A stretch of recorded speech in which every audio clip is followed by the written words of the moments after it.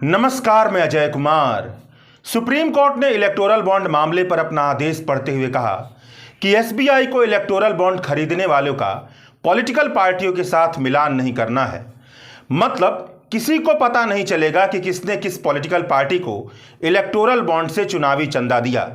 समझौते ऐसे ही किए जाते हैं, न्याय एक अलग किस्म की बात है। यह लाइन सीनियर जर्नलिस्ट नितिन सेठी की है, जिन्होंने इलेक्टोरल बॉन्ड में मौजूद धांधलियों पर कई सारी बेहतरीन रिपोर्टें लिखी थी। कहने का मतलब यह है कि अक्सर न्याय नहीं होता है, न्याय की जगह पर जो होता है वह किसी तरह के समझौते जैसा दिखता है। इलेक्टोरल बॉन्ड के मामले में यही हुआ है। सुप्रीम कोर्ट ने स्टेट बैंक ऑफ इंडिया से कहा है कि आपके कहे मुताबिक इलेक्टोरल बॉन्ड खरीदने वाले और इलेक्टोरल बॉन्ड भुनाने वाले पॉलिटिकल पार्टी का डेटा अलग अलग मौजूद है। आप वह दोनों डेटा एक दिन के भीतर दे दीजिए। मतलब इससे यह नहीं पता चलेगा कि जिस इलेक्टोरल बॉन्ड को पॉलिटिकल पार्टी ने भुनाया है वह इलेक्टोरल बॉन्ड किसने खरीदा था, मतलब किस पॉलिटिकल पार्टी को चुनावी चंदा किसने दिया था। आसान शब्दों में ऐसे समझिए कि सार्वजनिक तौर पर यह सूचना तो उपलब्ध रहेगी कि अंबानी और अडानी ने इलेक्टोरल बॉन्ड खरीदा है और भाजपा ने इलेक्टोरल बॉन्ड भुनाया है, मगर सार्वजनिक तौर पर यह नहीं पता चलेगा कि क्या बीजेपी को अंबानी और अडानी ने ही चुनावी चंदा दिया है, अंबानी और अडानी ने भाजपा को कितना चुनावी चंदा दिया है, किस कॉरपोरेट ने किसी पॉलिटिकल पार्टी को कितना चुनावी चंदा दिया है। इस बात की जानकारी सार्वजनिक तौर पर उपलब्ध नहीं होगी। मगर सुप्रीम कोर्ट के फैसले को पढ़कर यह बात भी कही जा सकती है कि जब यह आंकड़ा जग जाहिर है कि साल 2017 से लेकर 2023 के बीच जितने इलेक्टोरल बॉन्ड बिके हैं उन्हें भुनाने वाले पॉलिटिकल पार्टियों की संख्या 15 से ज़्यादा है और इन 15 से ज़्यादा पॉलिटिकल पार्टियों में तकरीबन 55% चुनावी चंदा केवल भाजपा को मिला है। मतलब भाजपा के अलावा 14 से ज़्यादा पॉलिटिकल पार्टियों की चुनावी चंदे में हिस्सेदारी महज 45% की है, उसमें भी 9% चुनावी चंदा कांग्रेस को मिला है। यानी इलेक्टोरल बॉन्ड के खरीदारों की लिस्ट पढ़ करके अगर यह बात कही जाए कि इनमें से ज़्यादातर खरीदारों ने भाजपा को चुनावी चंदा दिया है तो गलत बात नहीं होगी। अगर छानबीन कर यह पता लगाया जाए कि भाजपा सरकार ने इसके बदले में उन्हें किस तरह का फायदा पहुंचाया है तो यह बात भी अतिरेक में कहनी बात नहीं होगी।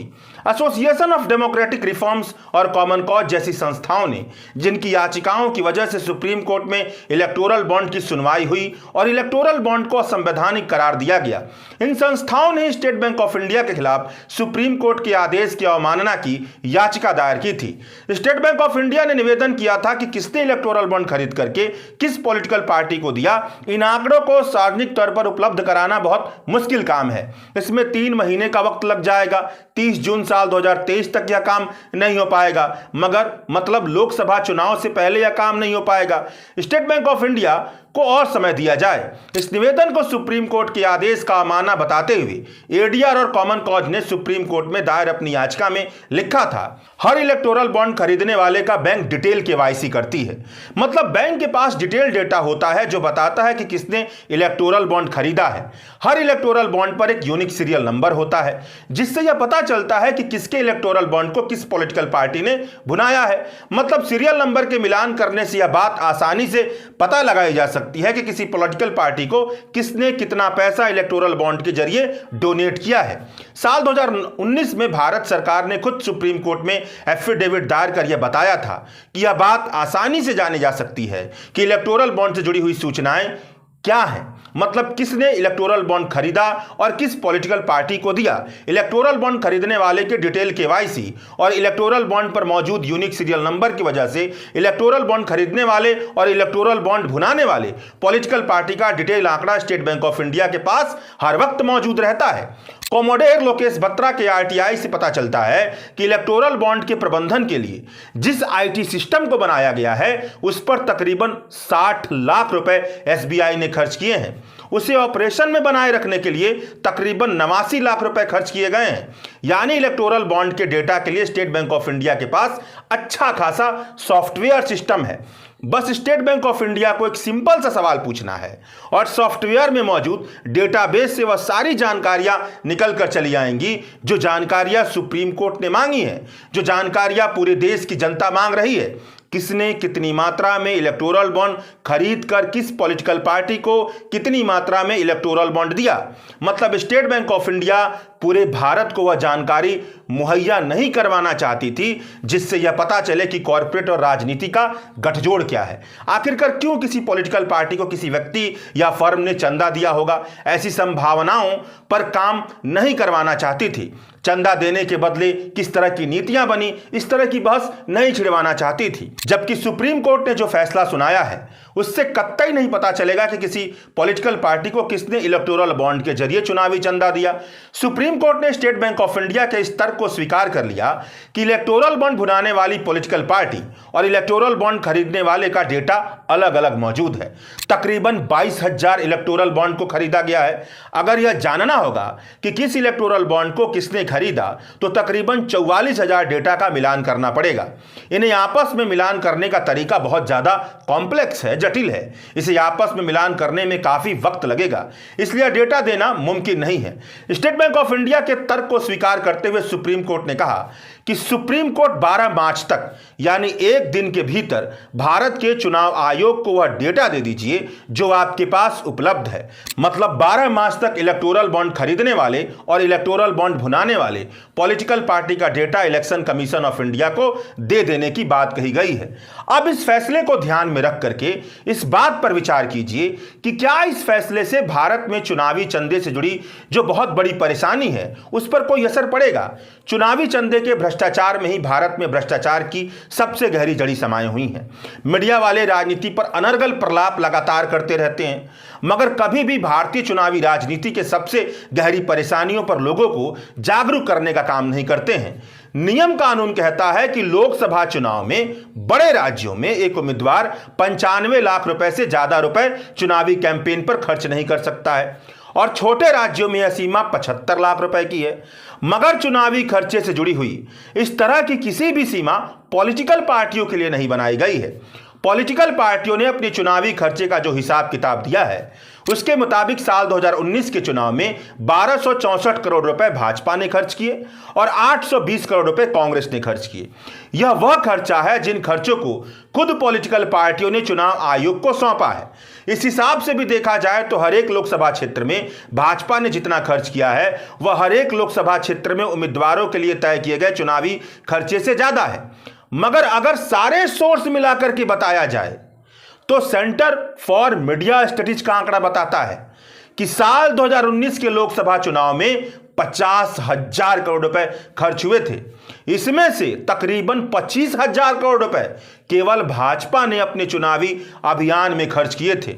अनअकाउंटेड मनी तो ली ही नहीं जाती है, इसलिए आंकड़ा छोटा दिखता है। और जो अनअकाउंटेड मनी लेकर के बताया गया उसमें बताया जा रहा है कि 50,000 रुपए खर्च किए गए थे 2019 के चुनाव में। और वही संस्था बताती है कि 2024 के चुनाव में तकरीबन 1 लाख करोड़ रुपए चुनावी कैंपेन पर खर्च होने का अनुमान है। अब आप ही सोचकर बताइए कि यह पैसा कहां से आता होगा।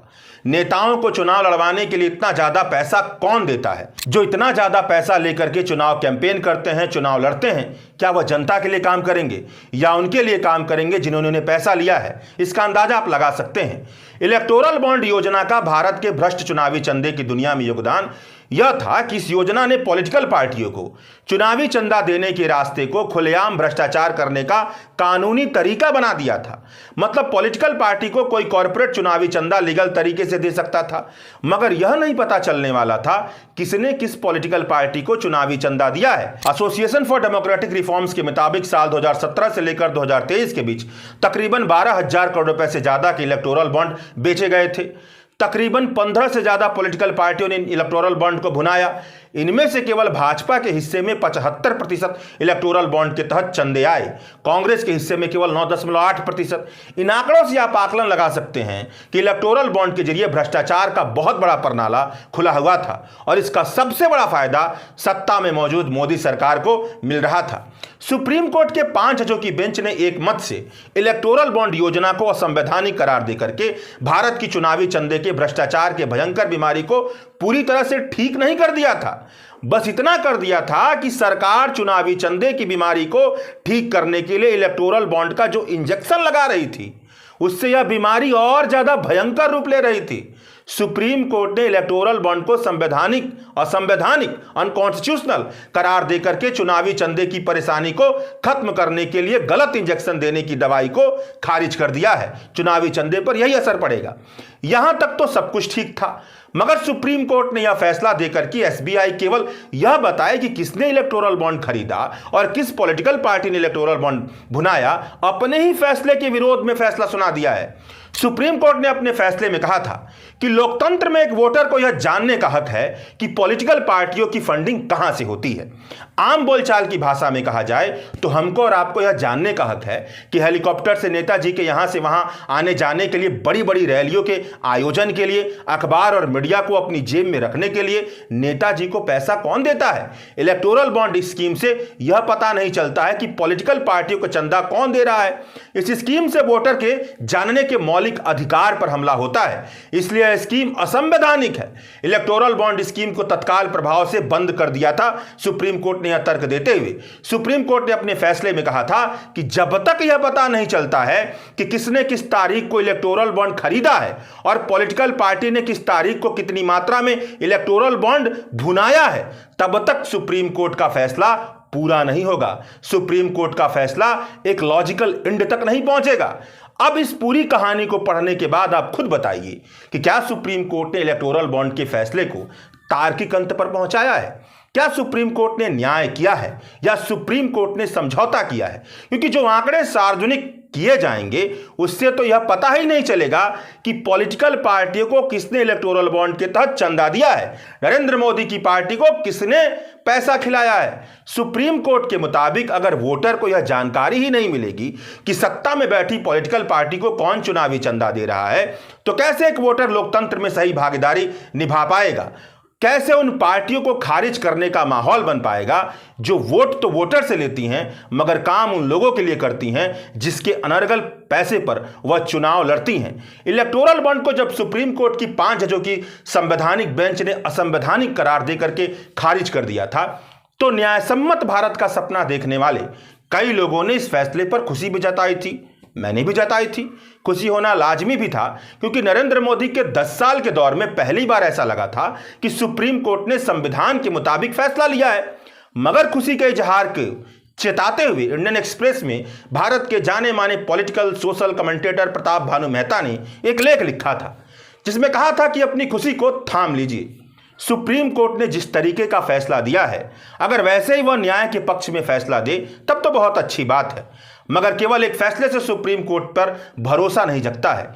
सुप्रीम कोर्ट उन मामलों पर संविधान के मुताबिक फैसला नहीं सुनाती है जो हिंदुत्व के कोर आइडियोलॉजी से जुड़े होते हैं। सुप्रीम कोर्ट अपनी संस्थागत सार्थकता को बचाए रखने के लिए चेक एंड बैलेंस का खेल खेलती है। मतलब कुछ फैसले ऐसे दिए जाएं जिससे हिंदुत्व की राजनीति पर कोई बुरा असर ना पड़े, मगर ऐसा लगता रहे कि सुप्रीम कोर्ट न्याय करती है। बड़े ध्यान से देखेंगे तो तकरीबन इसी लाइन पर चलते हुए सुप्रीम कोर्ट ने एसबीआई से जुड़े इस मसले पर यह फैसला नहीं सुनाया कि एसबीआई यह बताए कि पॉलिटिकल पार्टियों को किसने इलेक्टोरल बॉन्ड के जरिए चुनावी चंदा दिया।